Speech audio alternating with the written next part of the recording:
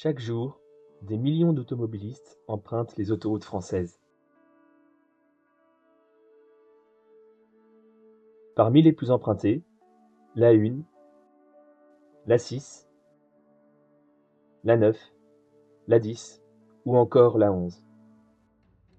Pour beaucoup, ces routes semblent modernes. Et pourtant, certaines suivent un tracé imaginé il y a plus de 2000 ans. Bien avant les voitures, les camions ou même les diligences, les ingénieurs romains avaient déjà identifié les meilleurs passages à travers montagnes, vallées et fleuves. Et le plus étonnant, c'est que nous empruntons encore, aujourd'hui, plusieurs de ces itinéraires. Comment des routes construites sous l'Empire romain ont-elles pu influencer notre réseau autoroutier moderne? C'est ce que je vais vous raconter dans cette nouvelle vidéo de Tracé de France.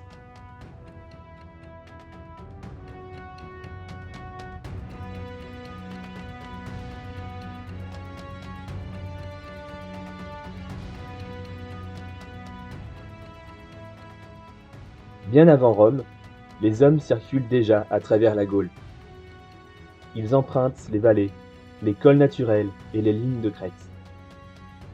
Ces chemins ne sont pas aménagés, ils suivent simplement les reliefs les plus favorables. Les peuples gaulois les utilisent pour commercer, déplacer leurs troupeaux ou rejoindre d'autres territoires de l'Empire romain.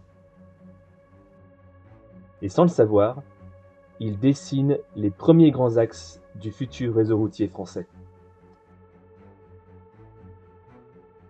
En 52 avant Jésus-Christ, Jules César conquiert la Gaule, et Rome comprend rapidement l'importance des transports.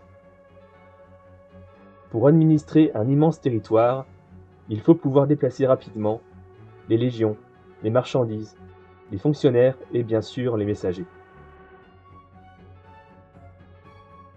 Les Romains entreprennent alors la construction d'un vaste réseau routier.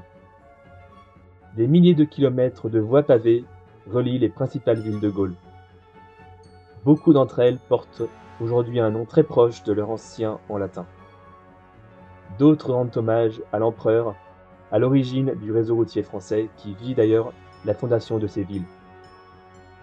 Il s'agit d'Auguste, le fils et le successeur de Jules César à la tête de l'Empire. L'une des principales voies romaines, et la première d'entre elles, est la Via Domitia. Construite dès le IIe siècle avant notre ère, elle relie l'Italie à l'Espagne en longeant la côte méditerranéenne. Plus au nord, la Via Agrippa relie Lugdunum à Lutetia, puis à Portus-Situs, aujourd'hui devenus respectivement Lyon, Paris et Boulogne-sur-Mer. Et bien sûr aussi la côte atlantique. Ces routes sont droites, solides et jalonnées de bornes militaires. Pour la première fois, la Gaule dispose d'un véritable réseau de transport organisé. Mais une question se pose alors. Pourquoi retrouve-t-on encore aujourd'hui ces itinéraires? La réponse est simple. Les Romains étaient d'excellents géographes. Ils recherchaient déjà les passages les plus efficaces, dans les vallées, les gués, les plateaux, les cols les moins élevés. Ils situaient les endroits où construire un pont. Et 2000 ans plus tard, ces contraintes naturelles n'ont pas changé. Et les ingénieurs modernes choisissent souvent les mêmes passages. Après la chute de l'Empire romain, les routes continuent d'être utilisées. Les rois de France les entretiennent progressivement. Au XVIIe siècle, elles deviennent les grandes routes royales. Les diligences les empruntent. Les relais de poste s'y installent. Le commerce continue de suivre les anciens itinéraires romains. Les routes changent de nom, mais rarement de direction. Au XIXe siècle, l'automobile apparaît. Les routes nationales remplacent progressivement les anciennes routes royales, comme la célèbre Nationale 7, qui reprend ainsi le tronçon hérité de voies antiques dans la vallée du Rhône notamment.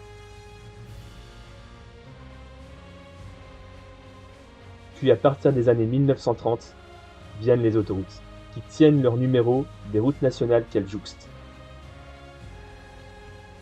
Comme l'autoroute A6 entre Paris et Lyon, l'A10 entre Paris et Bordeaux, et également la plus longue autoroute de France, l'autoroute A13, la plus ancienne d'entre elles. Toutes ces autoroutes que je viens de vous citer suivent les grands couloirs naturels utilisés depuis l'Antiquité. Les chaussées sont nouvelles, le tracé, lui, est souvent très ancien.